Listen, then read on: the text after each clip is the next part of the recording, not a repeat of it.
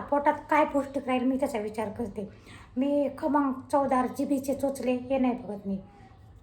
शुभ सकाळी सगळ्यांना. मैत्रिणींनो, बघा मी चला वरती आलेले. आज चक्रा मारायला मी 1 हफ्त्यापासून चक्रा मारते आणि खूप फरक पडला मला.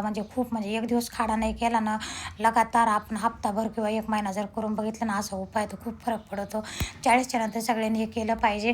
तर चला ठीक आहे, आता ही तुम्हाला मी थोडीशी माहिती देते. बघा हे कावळे एवढे किती जमले, कावळे, चिमणे, अजून काही काही पक्षी आहे. तर इथं आमच्या शेजारीनं एक मारोड्याचे, ते मारोड्याचं घर आहे, मारोड्याचे भाऊ आहे. तर ते ना रोज आणून टाकते तर कावळ्याला. तर आज टाकलं नाही वाटतं, विसरून गेले का उशीर झाला माहीत नाही. पण ते कावळे त्याच टायमाला येते, तर ज्या टायमाला टाकते ते बघा, त्यांना सांगायची सुद्धा गरज पडत नाही. त्यांना दिमाग किती राहतं. आपण म्हणतो त्यांना काय कळतं. मुक्या जनावराला आपण मुक्या जनावराची किंमत करत नाही, दयामाया करत नाहीत, कुत्र्याची, गायीची. तर त्यांना पण सगळं कळतं, त्यांना पण दिमाग राहतं, पण त्यांना एवढंच की बोलता येत नाही.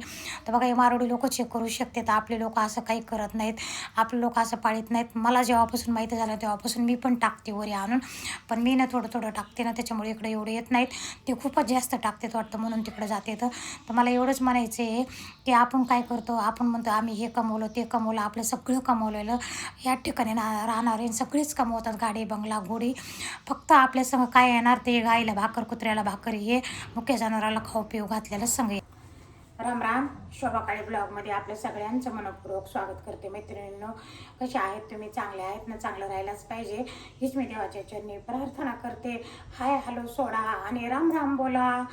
ज्यांनी ज्यांनी सबस्क्राईब केले त्यांचे लाख लाख धन्यवाद मानते मनापासून. ज्यांनी नाही सबस्क्राईब केलं तुमचे पण लाख लाख धन्यवाद. तुम्ही पण सबस्क्राईब करा माझ्या यूट्यूब चॅनलवर. तुम्ही नवीन असाल तर तुम्ही पण माझे व्हिडिओ बघत जा.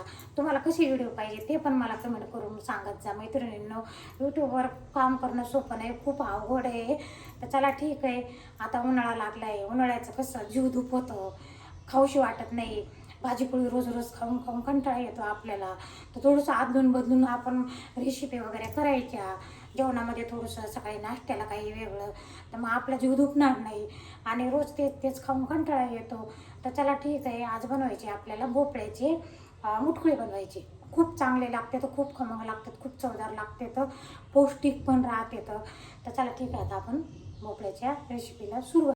भोपळा घेतला आता मी थोडेच बनवणार आहे, पण हे भोपळा ना थोडासा शिळा आहे, 5-6 दिवसापासून पडलेला होता, वेळ भेटला नव्हता मैत्रिणीनं, म्हणून असा दिसायला लागलाय. ताजा ताजा फ्रेश असताना तर अजूनच भारी दिसला असता. तर चला ठीक आहे, आता रेसिपीला काय काय लागणार आहे मी तुम्हाला सांगणार आहे. इथं ना मी घेतली लसूण घेतला आहे, कोथिंबीर घेतली, हिरव्या मिरच्या घ्यायच्या, तर थोडेसे त्याच्यात जिरे घ्यायचे. इथं बाजरीचं आणि ज्वारीचं पीठ आहे, मिक्स करून घेतलं. आता तुमच्याप्रमाणे तुम्ही घेऊ शकता. 1-1 वाटी घ्या, मग बाजरीचं 1 वाटी तांदळाचं पण घ्यायचं त्याच्यामध्ये टाकायला. नंतर आपल्याला काय करायचं, थोडंसं 2 हिस्से याचं टाकायचं, डाळीचं पीठ टाकायचं आणि 1 हिस्सा त्याच्यामध्ये गव्हाचं टाकायचं.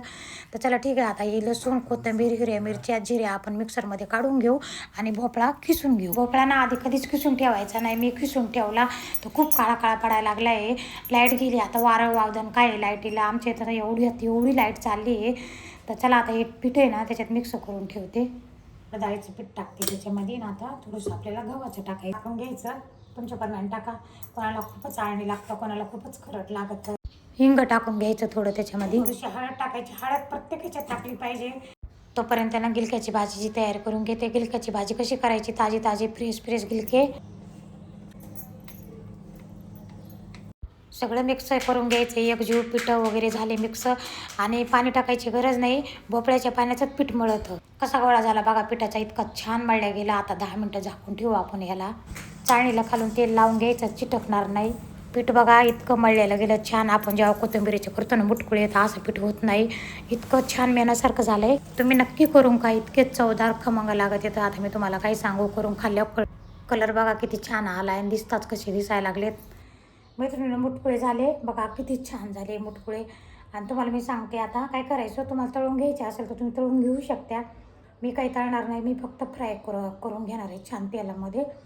आणि तुम्हाला अनेक प्रकारचे मुटकुळे होते, आपल्याला फक्त कोथिंबीरीचेच मुटकुळे माहिती आहे. कोथिंबीरीचे होते, तर त्याच्यानंतर मी एकदा टाकलेले होते मुळ्याच्या पानाचे मुटकुळे, खूप छान, इतके खमंग लागायचे, इतके चवदार लागायचे. जसे आपण कोथिंबीरीचे मुटकुळे करतो तसेच करायचे. ते भोपळ्याचे मुटकुळे तुम्ही केले का नाही मला नाही माहिती, पण मग मी आज करून बघितले, खूप छान, इतके खमंग लागायला लागले. तर तुम्हाला मी खाऊन पण दाखवते. असे जरी खाल्ले तर, आणि तुम्हाला माहिती आहे मी असंच म्हणजे जेवढं पौष्टिक शरीराला पोटात काय पौष्टिक राहील मी त्याचा विचार करते. मी खमंग चवदार जिभेचे चोचले हे नाही बघत मी. तर चला ठीक आहे, मी तुम्हाला हे खाऊन दाखवते. इतका छान झाला, इतका मस्त चवदार खमंग. आता आपण त्याला फक्त फ्राय करून घेऊ. फ्राय करताना मी आता काहीच टाकलं नाही. तुम्हाला टाकायचे काही तिळं वगैरे टाकू फोडणीला बाकी टाकायची गरजच नाही पडत आपल्याला, कारण आपण सगळं टाकलेलं आहे पिठामध्ये. तर बघा असे फ्राय करून घेऊ. तर झाले बघा आपले मुटकुळे तयार. इतका मस्त घमाघमा वास आलाय मैत्रिणींनो, काय सांगू मी तुम्हाला. आता तुम्ही नक्की करून खा, तुमच्या घरात सगळ्यांना आवडतील. बघा बघताच असे इतके छान दिसायला लागले, तितका कलर पण भारी आलाय. कोथिंबिरीच्या तुमच्या मुटकुळ्याला काय करणार आहे, एवढे मुटकुळे कोथिंबिरीपेक्षा ही मुटकुळे इतके भारी होते. तर चला ठीक आहे, आता वैशूला जराशी देते. वैशू आज येणार होती आणि बघा आईचा जीव कसा राहतो. तर चला ठीक आहे, व्हिडिओ जर आवडला तर सबस्क्राईब करा, लाईक करा, शेअर करा, कमेंट करा.